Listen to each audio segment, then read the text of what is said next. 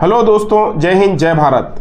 जो early school going बच्चे हैं, जो कि 6 से 7 साल तक के बच्चे हैं, उनके लिए सुपर रिच फूड या यूँ कहें protein food that is a important component of diet का एक इम्पॉर्टेंट कंपोनेंट है। 1 से 3 साल तक के बच्चों को डेली 20 ग्राम प्रोटीन की ज़रूरत होती है। 3 से 5 साल तक के बच्चों को जनरली 25 ग्राम प्रोटीन डेली चाहिए होता है और 5 से 7 साल तक के बच्चों को 30 ग्राम प्रोटीन डेली चाहिए होता है।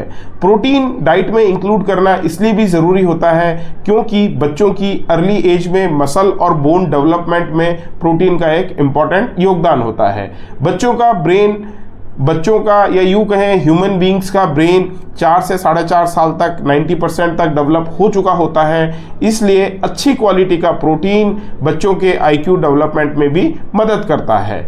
तो आज हम बात करेंगे सुपर रिच फूड या यूँ कहें प्रोटीन रिच फूड, जो कि आपको अपने बच्चे की डाइट में इंक्लूड करने ही चाहिए। तो चलिए शुरुआत करते हैं। नंबर वन है milk is important source of protein. 1 glass milk में 7 ग्राम जनरली प्रोटीन होता है। तो आप अपने बच्चे को 1 से 1.5 ग्लास मिल्क डेली दे सकते हैं, या मिल्क से बनी हुई चीज़ें जैसे कि चीज़, पनीर, दही, छाछ, लस्सी आदि, ये आपको अपने बच्चे की डाइट में ज़रूर इंक्लूड करना चाहिए। नेक्स्ट नंबर पे आता है सोयाबीन या फिर कहें उसको टोफू जो सोयाबीन का बाई प्रोडक्ट है या सोयाबीन का ही प्रोडक्ट सोयाबीन से ही बनता है।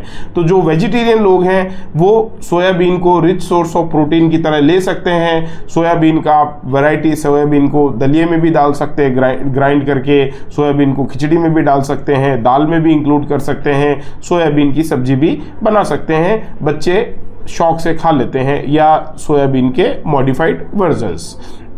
नेक्स्ट आता है दालें जो कि हमारी इंडियन मील का एक इम्पॉर्टेंट पार्ट है। जनरली रोज हमारे घर में दाल बनती ही है। कभी आप दाल में वैरायटी मूंग मसूर की दाल, राजमा की दाल, बीन्स की दाल, इस तरह से चने की दाल आप मॉडिफाइड करके डाल सकते हैं, या बच्चे को दाल चावल की फॉर्म में या खिचड़ी के साथ दाल डाल के किसी भी फॉर्म में आप दाल की डाइट दे सकते हैं। दाल भी अपने आप में एक इम्पॉर्टेंट पार्ट है। नेक्स्ट आता है 4th नंबर पे नट्स जैसे ग्राउंड नट्स हो गया है या फिर ड्राई फ्रूट्स हो गया है। किसी भी फॉर्म में नट्स प्रोटीन के साथ साथ DHA का भी एक रिच सोर्स है, जो कि बच्चे के ब्रेन डेवलपमेंट में और बॉडी स्ट्रेंथ को डेवलप करने में मदद करता है। नेक्स्ट आता है मिलेट्स। आप गेहूं के अलावा, ज़्यादातर नॉर्थ इंडिया में गेहूं खाते हैं, गेहूं के अलावा जैसे जौ हो गया, बाजरा हो गया और राइस हो गया, इसको भी मॉडिफाई करके आप दे सकते हैं, या मिक्स रोटी बनाना, मिस्सी रोटी बनाना।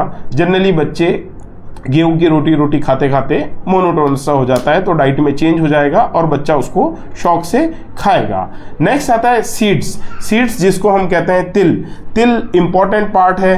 तिल की वैरायटीज़ होती हैं, जैसे गजक के साथ तिल होता है, गुड़ के साथ तिल होता है, या तिल का और भी कोई मॉडिफिकेशन आप मॉडिफाइड डाइट अगर बनाना चाहते हैं। लास्ट बट नॉट लीस्ट, जो लोग नॉनवेज खाते हैं, जो लोग नॉन वेजिटेरियन हैं, उनके लिए एग्स, फिश और चिकन अच्छा सोर्स होता है प्रोटीन का। इसमें प्रोटीन की क्वालिटी भी जनरली बेटर होती है, क्वालिटेटिव प्रोटीन होता है।